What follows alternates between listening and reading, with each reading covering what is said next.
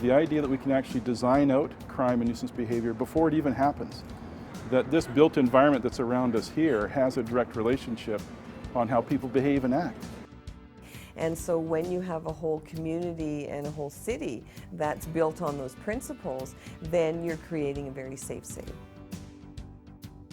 The power rests at municipal or town level. They have total control over how we build in our cities because they hand out the permits. So they really hold all the strings here. And if that's one message that we could get across, is to realize that as a municipality, I can control how things are planned and designed in my city or my town. And that then gives them a lot of credibility to encourage a developer to follow through with the CPTED principles. To prevent crime is the ultimate objective, not to deal with it after the fact.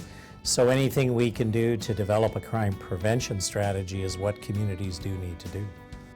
We've been studying this and proving it for over 60 years. CPTED is the most effective crime reduction strategy when it's applied properly in throughout the world. CPTED's in use in Japan, in Holland, in Great Britain, in Europe, in Brazil, in South America, certainly in the United States. So it's part of every single due diligence that goes into a building of a general nature in a municipality. The City of Vancouver, the City of Victoria, the City of Abbotsford, Prince George, Fort St. John, Mission, all communities where they've had some sort of CPTED training or that balloon has been floated up by someone have embraced it and they understand the benefits of it. So why wouldn't we do this? Why wouldn't we encourage every single development to include this principle in what we're building and designing and planning and zoning? Why wouldn't we?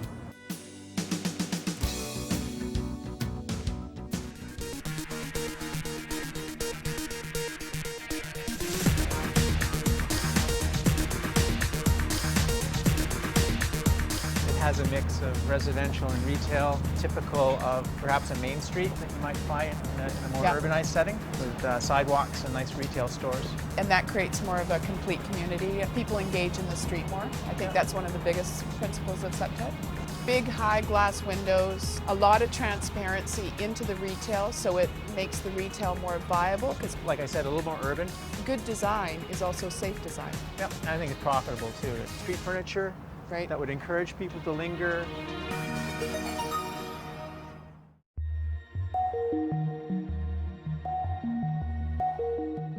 CPTED wants to know about the physical environment we're putting this structure in and that surrounding quarter-kilometer radius, and that's where relationships come in.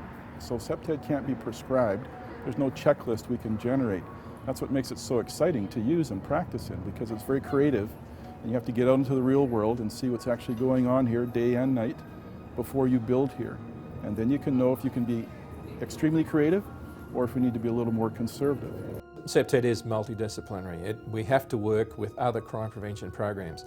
It is part of our overall crime prevention strategy. And we suggest, for example, to local authorities that they have an overall crime prevention strategy.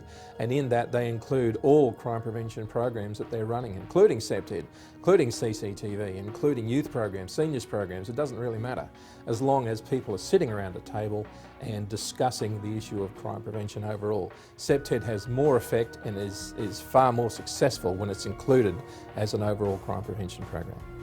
The value for the RCMP to be involved at this stage is enormous, because if we're faced with coming in at the end of the design phase when people have occupied it and we retrofit CPTED measures, it can often have the opposite effects. You get into more of a siege mentality as opposed to and you may not need that if you did it right in the first place. Yeah, absolutely, because our success is at this level.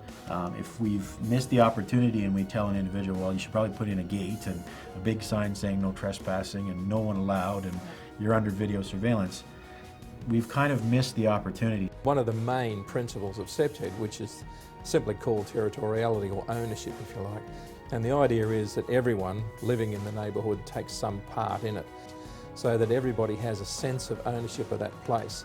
And the idea simply is, okay, we own this place, we will look after it, and we won't tolerate things that go the wrong way. Implementing CPTED principles is very important.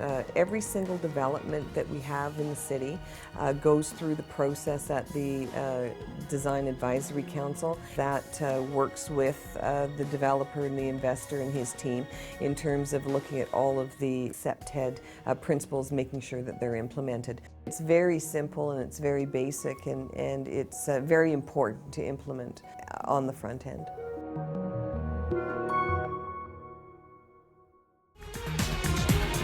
I think this project serves as an excellent model. We shared with the public at the public information meetings as well as the public hearing. Actually, the siting of this thing was pretty good. I asked myself, what is our target population doing? How are they going to get to our facility? So behavioral objectives, and then the CPTED were the tools. The rest of the landscape is open so that both the clients and the staff can see what's going on. Excellent. There are really great sight lines. Again, good visibility from a number of different angles. So we did look for a picket fence, hard to top, and it's strong, and you can see through it. Chain link, it doesn't look good, it's easily climbed, and it's really a false security.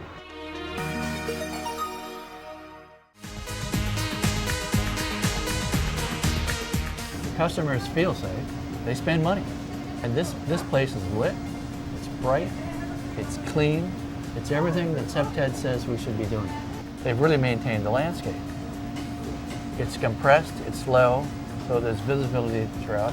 They have used glazing. The staff is now able to see exactly who's coming up on them, what's coming up on them, rather than having it all blocked. The staff has control. Good, clear sight lines, the pathway coming in. It feels safe.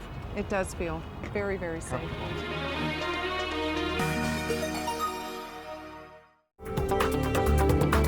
We have people in our building department, we have people in inspections and parks and architects. They're all trained within those principles. On the other side, the city side, if they're trained, if they're city planners, they're city architects, their bylaw enforcement people are all trained in CPTED. They can review the plans that come across their tables with their different disciplines, along with the RCMP and local police departments.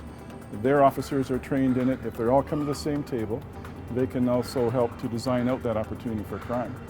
It benefits the city in that they now have problem solvers in a group that they could then take and apply to a problem or a hotspot area that would benefit them down the road as well too.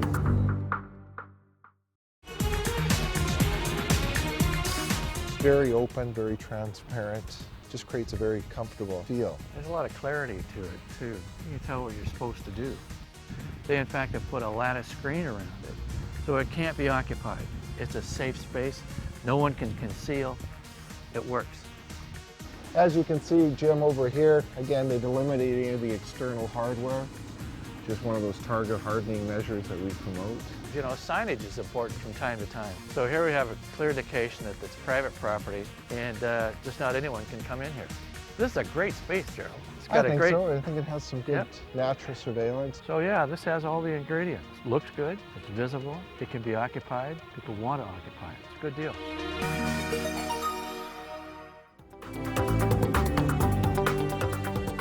Well, CPTED is a clear example of where governments and private sector can partner together to develop a crime prevention strategy. It really has helped us because it's made us look at our development in our community, the areas that we have, and how do we make them safer, more visible, incorporating all of the CPTED principles into it that really contributes to crime prevention. Not only are there financial benefits, but there's also community benefits. There's also benefits for, individuals, vulnerable seniors, or women, walking down the street alone. All of those things contribute to making sure that you've got a healthy, safe community. CPTED plays a lot of different roles in a municipality and can benefit them by creating safer, successful environments that have long-term benefits that will generate an interest in that development from the community, from the businesses that are there, and the clients as well. So that the people who are there on site feel like they take ownership of it, and so it stops crime and reduces the nuisance behavior. And that's something every municipality can benefit from. Communities and developments, whether they're mixed use, retail, or commercial, or residential, can then be sustainable and defendable. And that's good for business, that's good for property values, tax base stays healthy and strong, and then you have less crime and less nuisance behavior.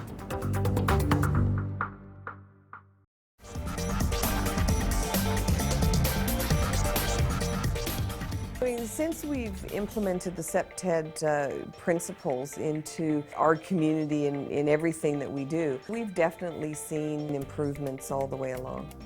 At the end of the day, it's placemaking, I think. Yes, it is. And the degree to which you don't have a place, I think, is also the degree to which you have opportunities for crime. If there's no attraction for people, Right. then Yeah. you've got sort of dead space. And at the end of the day, if you have places that are more amenable to the public and have layered uses, then you're in a good spot. It's just creating a better project, a higher level of design, more thought has gone into it, and that in the end, those buyers of that project have a safer environment, they have a better product, and they're building a better community because all these guidelines and principles has been placed into it. No one wants to create an area that will be thrown into a state of disorder in 5 or 10 years, and yet that's what we're doing in many cities. It's all done by accident, but eventually, because of this relationship that exists between built environments and how people behave, if we don't design them well and plan them well and control them well, then they will eventually tip, and then you'll have a state of disorder, which no one really wants. It's fairly common in third world countries at least. It's certainly common in Europe and the UK, for example, Australia, New Zealand, over here. We even have a similar process evolving in Chile, of all places. So it's around the world, and it's good to see that happening. That it's just becoming very, very common. It's just part of doing business. It's about building a healthy community, and it saves money, and it's very simple, and it's very basic, and it's very important. We want to design cities that are truly safer and sustainable, more successful, places where people want to come and do business, where people want to come and live and socialize and feel safe. They won't be here if they don't feel safe.